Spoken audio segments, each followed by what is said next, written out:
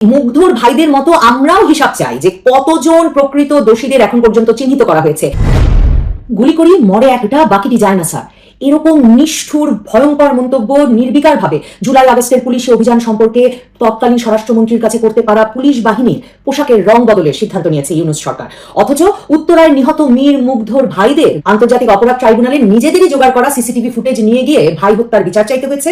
বলতে হয়েছে কেন এই সরকার এসব সিসিটিভি ফুটেজ বিশ্লেষণ করে ফরেনসিক পরীক্ষা করে তদন্ত করে বের করছে না যে কোন পুলিশ সদস্যরা তার ভাইয়ের বুকে গুলি চালালেন এবং তাদের হাতে সে সময় প্রাণঘাতী অস্ত্র ছিল এবং কাদের ওপরে কারা সেই নির্দেশ দিয়েছিল। আপনারা যদি চান আমি ভিডিওটা এখন প্লে করতে পারি, অরিজিনাল ভিডিও আপনারা দেখতে পারেন, আমি বর্ণনা করতে পারি। আমরা তার হত্যাকাণ্ডের জন্য অভিযোগ দায়ের করে যাচ্ছি। ট্রাইব্যুনালে চিফ প্রসিকিউটর তাজুল ইসলাম সাহেবের সাথে আমাদের কথা হয়েছে। আমরা কোনো নাম না দিয়ে আমরা অভিযোগ দায়ের করে গিয়েছি। তদন্ত সাপেক্ষে প্রমাণাদি সহ যে নামগুলো আসবে প্রকৃতভাবে যে আসলে করেছে একজন একজন করে ক্রনোলজিক্যাল অর্ডারে যে তাকে কে লিথাল উইপন বা জীবনঘাতী প্রাণনাশী অস্ত্র ব্যবহার করার অনুমতি দিয়েছে।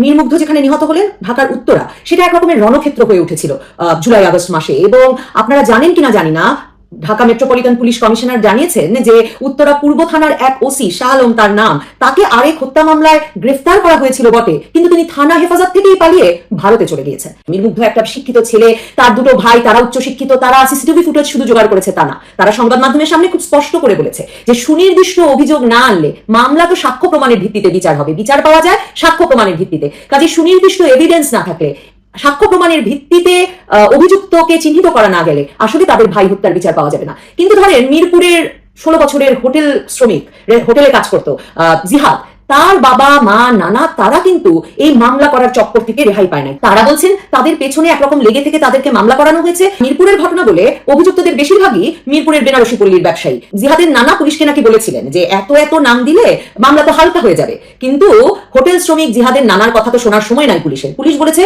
এগুলো নিয়ে আপনারা ভাববেন না, এটা রাজনৈতিক মামলা। বেশি ভাবতে গেলে কি বিপদ হয় সেটার আরেক প্রমাণ হচ্ছে যাত্রাবাড়িতে নিহত জুলাই মাসে মিরাজুল, 21 বছরের ছেলে। সেই মিরাজুলের বাবা সালাম সাহেব, তিনি মামলা করেছেন যাত্রাবাড়ি থানায়, অথচ সেই মামলার সকল আসামি লালমনিরহাটের সাবেক সংসদ সদস্যরা, লালমনিরহাটের আওয়ামী লীগের নেতাকর্মীরা, লালমনিরহাটের প্রভাবশালী ব্যবসায়ীরা।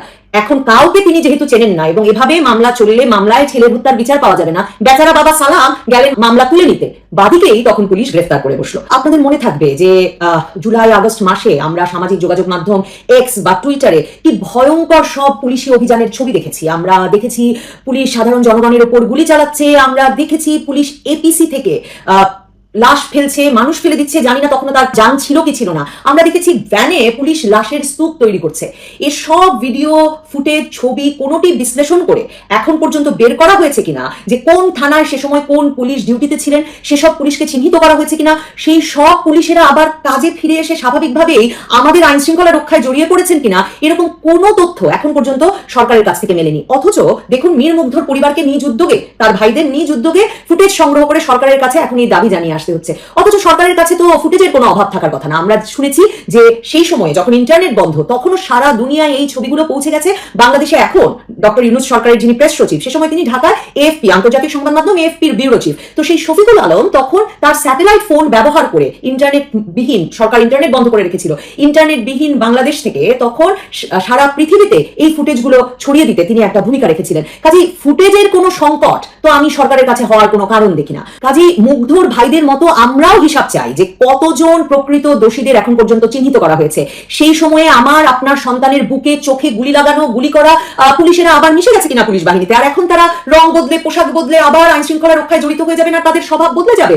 7.62 বোর্ডের যে প্রাণঘাতী অস্ত্রের কথা আমরা শুনলাম, যে এই অস্ত্র ব্যবহার হয়েছে আমাদের দেশের সাধারণ জনগণের ওপর, আমার আপনার সন্তানের ওপর, এ কথা বলে এক উপদেষ্টা স্বরাষ্ট্র উপদেষ্টার পদ হারালেন সে সময়। কিন্তু আমরা এখন পর্যন্ত জানলাম না যে অন্তর্বর্তীকালীন সরকার কি সিদ্ধান্ত নিয়েছে। এই 7.62 বোর্ডের গুলি কি ব্যবহার করে, অস্ত্র কি ব্যবহার করে বাংলাদেশ পুলিশ? যদি ব্যবহার করে, বাংলাদেশ পুলিশ আর ব্যবহার করবে না সাধারণ জনগণের উপর। আইন শৃঙ্খলা রক্ষায় এই ধরনের প্রাণঘাতী অস্ত্রের ব্যবহারের কোনো প্রয়োজন আছে কিনা, এ বিষয়ে কোনো সিদ্ধান্ত এসেছে অন্তর্বর্তীকালীন সরকারের কাছ থেকে?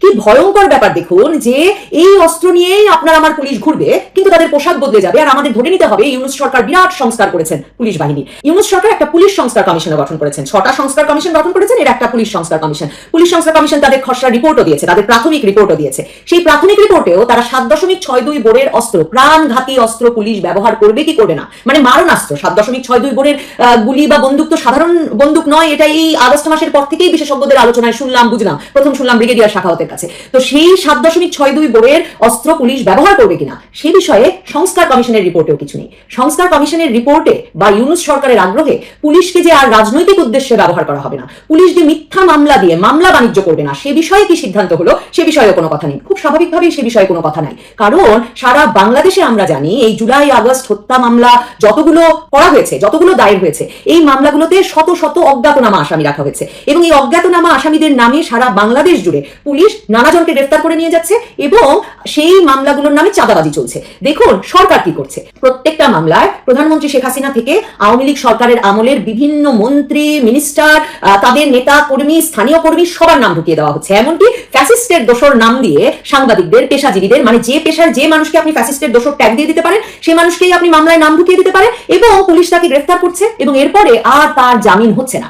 এই অবস্থায় দেখুন ফ্যাসিস্টের দোসর নাম দিয়ে দিনের পর দিন এসব আওয়ামী লীগ রাজনীতির সঙ্গে জড়িত মানুষদেরকে আটকে রাখা যায়, গ্রেফতার করে রাখা যায়, জামিন না দেওয়া যায়, কিংবা ফ্যাসিস্টের দোসর ট্যাগ দিয়ে আওয়ামী লীগ সমর্থকদের কিংবা বিভিন্ন পেশাজীবী মানুষকেও আপনি আটকে রাখতে পারেন, আপাতত বাহবা পেতে পারেন এবং একদল মানুষের চোখে ধুলো দিতে পারেন। কিন্তু বিচার কিভাবে নিশ্চিত করা যাবে? দেখুন ছাত্র জনতা হত্যার বিচারের নামে এভাবে প্রতিপক্ষ রাজনৈতিক মত দমন, তাকে ফ্যাসিস্ট দমন নাম দিলেও কিন্তু এটা রাজনৈতিক উদ্দেশ্যে পুলিশের ব্যবহার। সেটা হাসিনা সরকার করলেও রাজনৈতিক উদ্দেশ্যে পুলিশের ব্যবহার, ইউনূস সরকার করলেও রাজনৈতিক উদ্দেশ্যে পুলিশের ব্যবহার।